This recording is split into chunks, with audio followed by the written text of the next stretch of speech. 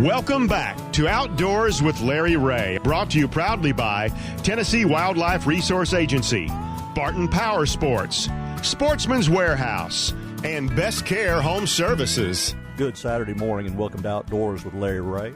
Our next guest is someone kind of special to me, not just because of who he is, but because of who he represents. If you grew up in this part of the world in the 60s and 70s, you probably blew one of three duck calls. A muddle reed, which was, from the Reelfoot area, an old D2 Oak, or a Jensen, which, as far as I know, was the first and last double reed to ever win the World Duck Calling Championship, and it has been an iconic duck call ever since. And recently we lost the man who invented it, James Cowboy Fernandez. But right now we have Charlie Holder from Sure Shot Game Calls. Charlie, welcome to the show, and let's talk about Cowboy. Let's talk about Sure Shot and Jensen and all the history there. Well, that's good morning. Yeah, so, Bill did a great job.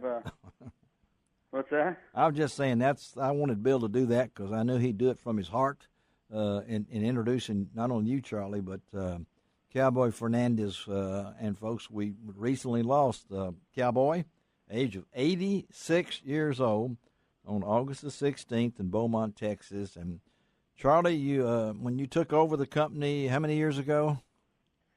We'll be 8 years. We'll be on our 8th year. It'll be 7 years in a few days. Okay, 7 years in a few days. And talk about the legendary Cowboy Fernandez. Well, he was. We didn't know it until last year, but he was the oldest living world's duck calling champion alive. They did a story in Delta Waterfowl, and they ran through all the previous winners and the history of the contest. And when they got to Cowboy, they realized he was the oldest, and I guess he pretty much took over the rest of the story. It was a good story on the contest, and he was larger than life. You met him once and spent any amount of time with him, you never forgot him. He was an unbelievable salesperson. We had a talk one time on the way to a distributor down in Alabama on a long drive, and I told him, I said, you know how rare it is that one person, a sole proprietor, ran a business for over 50 years by himself without partners and a spouse taking over after a death. I mean, that is almost unheard of in this country, to somebody to open up a business and to run it for 50 years through all of, the economic crises that happen in 5 decades. And he did that. But that says a lot, about the kind of guy he was, and his tenacity and his salesmanship, his honesty and integrity, and the product that he made sure went out the door, that did not, get made in China, that did not waver at all. And he was going to shut the doors down in 2011 because he didn't want the product to wane. And so we were so happy to have that foundation that he set forth. Mr. Jensen started the double reed, and then Cowboy perfected that double reed, took over the patent, and then came up with a triple reed in 1964 that just added a third reed, which was a spare reed on the call. So, he's 86, almost 87. We knew it was coming. He's had a lot of close calls. He's been sick for a long time. Mm-hmm. My wife's a doctor, and okay. But the thing about it is, it's when it happens, you see the kids hurting, and you kind of realize what we've lost, and yes. It's pretty tough. And we're definitely going to miss him, not being able to just pick up the phone or run down the road and sit at his house and talk to him, have a cup of coffee. It's definitely a huge loss, and we'll never be able to fill those shoes. We're not even going to attempt to. I mean, he stayed. I mean, you saw him. I mean, he came by and he was part of the team, wasn't he? I mean, even as old as he was and things along that line, you when you took over the company, you didn't just cut him out because he was still part of the team. We're very fortunate that he got to see what we were able to do with the company. I mean, we had it for 7 years, and he told me about 2 years ago, he said, son, you've done for this company in publicity and articles and TV shows and in the last 5 years what this company did in the last 35 years. And he said, you really pulled this along. I wish I'd have had you when I was in my prime. We could have really made something, go. Yeah. But what I'm really fortunate about is that, we had a product that was $29 Jensen. It was very rough looking. It was kind of haphazardly put together and built, and the blades and everything that we had was really, it was an old way of doing it. And we came in and we cut the process down and brought some 21st century technology in with the CAD drawings on our new blades, and we introduced the old classic and the Jensen 1. And, you could, and then we brought the triple reed back. Yes. And he just was, you can go through our YouTube videos and see. I mean, he was just happy and just so excited that we were able to reproduce what we were doing. And he was excited that we were able to get the money that we command for the calls, because he wasn't able to. And prices have gone up, and we've been able to prove that these calls are worth more than what we charge for them. And I think that really pleased him a lot to get the validation on that. And Bill, I mean, you've been in competitive duck calling. You've been following waterfowl sports for a long time. Reflect from your side on Cowboy Fernandez. Well, it's growing up with those calls being such a standard, and then getting into contests and seeing it from that angle, it does give you an appreciation for everything he went through. Yeah. And I see young people today, and you see it everywhere, and you always have. Larry, at your age, you've seen it a lot. Thank you. I knew you'd bring that in. But younger folks tend to think they invented everything, and everything's new and everything's better. But you can take a Jensen and go kill ducks right now. You can take that 3-reed Sure Shot and go kill ducks right now. And it's not what I use today, but that doesn't have anything to do with how effective they still are. That's I mean, all this stuff that worked if it worked in 1960, it still works just as good. A duck still has that brain the size of a dime. Yeah. And they're an easy to use product, and I think that's something he always strived for, was something the average guy can pick up and pretty quickly use in a duck blind to kill ducks.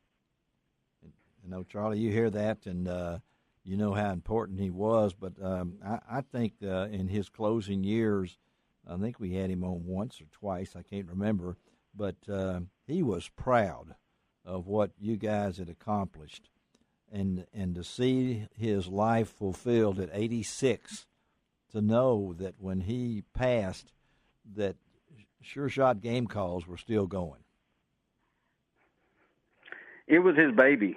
Even his daughter said that the day that we took possession of the company and the building and all the naming rights and all of the equipment and molds and everything, when we consummated the deal and we sat down with, luckily his wife was still living back then and his daughter, and we signed the paperwork, he said, this is his baby. I mean, besides his kids and God, this is it. I mean, this is 50 years. And he, I hope that we did justice, for him while he was here. We had a lot of discussions about it. I'll tell you just a quick funny story, though. So we took the company over in September 2011, and I retained his grandson, Curtis, who you met, Larry, I believe, and he's running the company for us, keeps everything up. He's been able to do some really dynamic things with the Jensen 1, 2 now, and reintroducing the Classic. But about 2 years after taking the helm, we had already changed some things and reintroduced the Classic, and we were on our way to a show in Dallas, and he said, y'all come over to the house, get a cup of coffee. He said, I want to talk to you a second. I said, okay. Okay. So the two of us went over there and sat down and talked, and he goes, you want to know the secret? And I said, the secret to selling? He goes, no, the secret to the calls. I said, well, what are you talking about? He's like, well, Curtis, he goes, Curtis, you never spilled the beans? And Curtis goes, no, sir, you told me not to. I said, guys, what are y'all holding back here? Yeah. And they said, oh, well, we just, we didn't think you could, we wanted to make sure you were going to be able to run this thing before we told you the secrets. I said, what is this, like KFC's special season, Coca-Cola's recipe? They looked at each other and said, yep.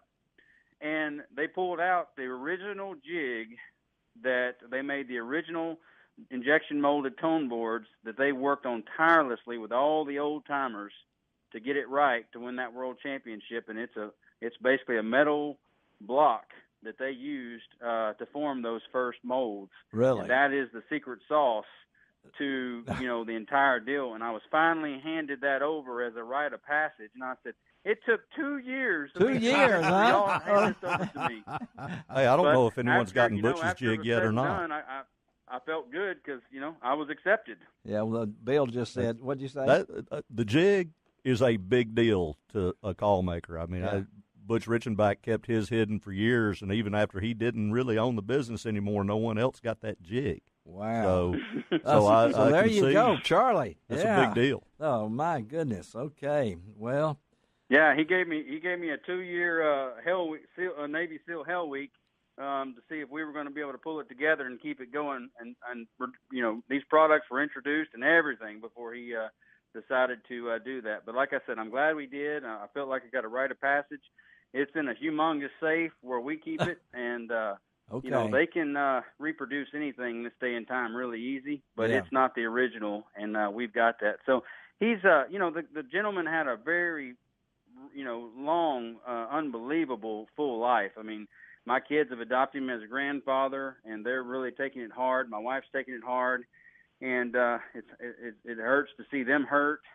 It's painful that we can't go talk to him anymore. Yeah. But I feel like that's a little greedy on our part because now he's back with his wife. He's back with his old hunting buddies. Yeah. I hope he gets to see something, way better than the sunrises that we all look forward to and think it's the best thing we've got on earth. No. And he's turned down more things in the last few years than most people get to do in their entire life. So he definitely lived life to the fullest. I mean, he hunted with Dick and Jim Cabela's, Eddie Bauer's crew. Wow. Babe Ruth was in a duck camp early on and wouldn't get up from being out all night, and they dumped him over on the floor. He was on Johnny Carson's show after he won the world championship in '59 and the Champion of Champions.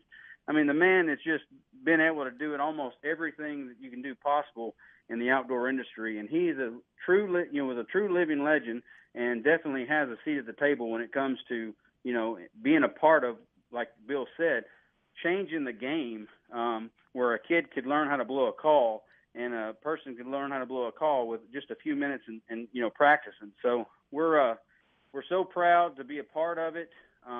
We do want to thank everybody though for all the outpouring of support on social media and the websites and all the stories and blogs and everything that's been done. It just really is really heartwarming for the family and ourselves to see all that and the well wishes. So we just can't thank everybody enough. Well, Charlie Holder, we appreciate you being with us, and we could talk all morning about Sure Shot game calls and what's going on, but obviously Charlie was pouring his heart out, and that's what I wanted you to do, and God bless you, buddy, and thank you for all our support, and yes, we will miss him, but we know he's in a better place, okay? Yes, sir. We appreciate you guys. Thank you, Charlie. All right. We'll talk to you down the road. All right, Charlie Holder, and we got to get out of here, but boy, that was good. It was. I mean, that was. It's an iconic call and iconic, just a hero in waterfowl hunting. Wow. Hey, we'll be back next week, Lord willing. Dave Gabbert and Frank Barton will be in here. We're going to talk to Mary Ammons. She is the Chief of Performance for USA Archery in Colorado Springs. I'm really looking forward to her. Going to talk to Keith Stevens of the Arkansas Game and Fish about this new proposal that we talked about earlier in the year about non-resident duck hunters hunting on WMAs in Arkansas. But we got to get out of here. Thank you, Ron Wong. Thank you, Bill Cooksey. Thank you. Enjoyed it. Thank you, Shelby McCall. And this is Larry Ray reminding you to do each and every week. Hey, I almost forgot. And hello to Jimbo Bryant out there because he listens every week. And I tell you, Jimbo, we hope that you have a great time and your dad had a great birthday. That's Jimmy Bryant. Thank you, Jimbo. And again, remember, it doesn't cost an extra cent to be a good sport. And God bless the USA.